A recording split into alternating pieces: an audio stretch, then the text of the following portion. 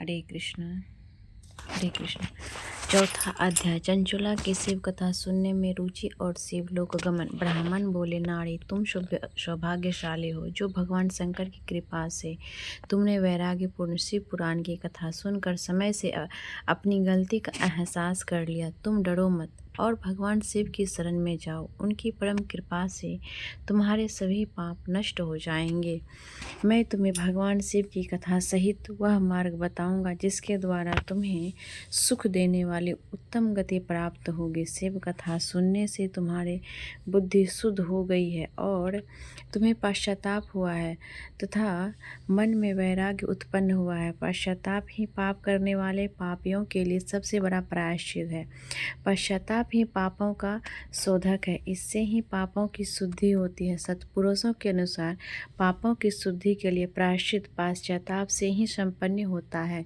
जो मनुष्य अपने कुकर्म के लिए पश्चाताप नहीं करता वह उत्तम गति प्राप्त नहीं करता, परंतु जिसे अपने कुकृत्य पर हार्दिक पश्चाताप होता है वह अवश्य उत्तम गति का भागीदार होता है। इसमें कोई शक नहीं है। शिव पुराण की कथा सुनने से चित्त की शुद्धि एवं मन निर्मल हो जाता है। शुद्ध चित्त में ही भगवान शिव व पार्वती का वास होता है। वह शुद्धात्मा पुरुष सदा शिव के पद को प्राप्त होता है। इस कथा का श्रवण सभी मनुष्यों के लिए कल्याणकारी है, अतः इसकी आराधना व सेवा करनी चाहिए। यह कथा भवबंधन रूपी रोग का नाश करने वाली है। भगवान शिव की कथा सुनकर हृदय में उसका मनन करना चाहिए। इससे चित्त की शुद्धि होती है।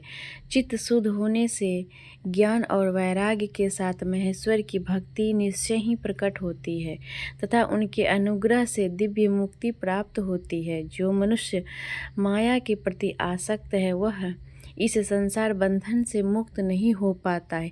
हे ब्राह्मण पत्नी, तुम अन्य विषयों से अपने मन को हटाकर भगवान शंकर की इस परम पावन कथा को सुनो। इससे तुम्हारे चित्त की शुद्धि होगी और तुम्हें मोक्ष की प्राप्ति होगी। जो मनुष्य निर्मल हृदय से भगवान शिव के चरणों का चिंतन करता है उसकी एक ही जन्म में मुक्ति हो जाती है। सूत जी कहते हैं, सोनक यह कहकर वे ब्राह्मण चुप हो गए।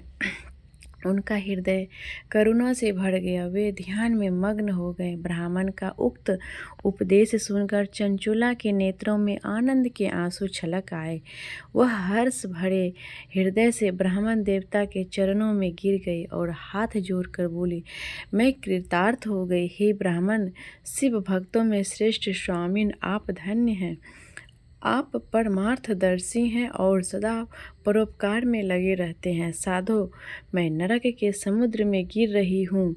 कृपा कर मेरा उद्धार कीजिए। जिस पौराणिक व अमृत के समान सुंदर शिव पुराण कथा की बात आपने की है उसे सुनकर ही मेरे मन में वैराग्य उत्पन्न हुआ है। उस अमृतमयी शिव पुराण कथा को सुनने के लिए मेरे मन में बड़ी श्रद्धा हो रही है। कृपया आप मुझे उसे सुनाइए। सूत जी कहते हैं, शिव पुराण की कथा सुनने की इच्छा मन में लिए हुए चंचुला उन ब्राह्मण देवता की सेवा में वहीं रहने लगी। उस गोकर्ण नामक महाक्षेत्र में उन ब्राह्मण देवता के मुख से चंचुला शिव पुराण की भक्ति, ज्ञान और वैराग्य बढ़ाने वाली और मुक्ति देने वाली परम उत्तम कथा सुनकर कृतार्थ हुई। उसका चित्त शुद्ध हो गया। वह अपने हृदय में शिव के सगुण रूप का चिंतन करने लगी। वह सदैव शिव के सच्चिदानंदमय स्वरूप का स्मरण करती थी। तत्पश्चात अपना समय पूर्ण होने पर चंचुला ने बिना किसी कष्ट के अपना शरीर त्याग दिया। उसे लेने के लिए एक दिव्य विमान वहां पहुंचा। यह विमान शोभा साधनों से सजा था एवं शिवगणों से सुशोभित था। चंचुला विमान से शिवपुरी पहुंची। उसके सारे पाप धुल गए। वह दिव्यांगना हो गई। वह गौरांगी देवी मस्तक पर अर्धचंद्र का मुकुट व अन्य दिव्य आभूषण पहने शिवपुरी पहुंची। वहां उसने सनातन देवता त्रिनेत्रधारी महादेव शिव को देखा। सभी देवता उनकी सेवा में भक्ति भाव से उपस्थित थे। उनकी अंग कांति करोड़ों सूर्यों के समान प्रकाशित हो रही थी। 5 मुख और हर मुख में तीन नेत्र थे, मस्तक पर अर्धचंद्राकार मुकुट शोभायमान हो रहा था, कंठ में नील चिन्ह था। उनके साथ में देवी गौरी विराजमान थी, जो विद्युत पुंज के समान प्रकाशित हो रही थी। महादेव जी की कांति कपूर के समान गौर थी। उनके शरीर पर श्वेत वस्त्र थे तथा शरीर श्वेत भस्म से युक्त था। इस प्रकार भगवान शिव के परम उज्ज्वल रूप के दर्शन कर चंचुला बहुत प्रसन्न हुई। उसने भगवान को बारंबार प्रणाम किया और हाथ जोड़कर प्रेम और आनंद और संतोष से युक्त हो विनीत भाव से खड़ी हो गई। उनके नेत्र से आनंदाश्रुओं की धारा बहने लगी। भगवान शंकर वो भगवती गौरी उमा ने करुणा के साथ सौम्य दृष्टि से देखकर चंचुला को अपने पास बुलाया। गौरी उमा ने उसे प्रेम पूर्वक अपनी सखी बना लिया। चंचुला सुखपूर्वक भगवान शिव के धाम में उमा देवी की सखी के रूप में निवास करने लगे। हरि बोल। हर हर महादेव।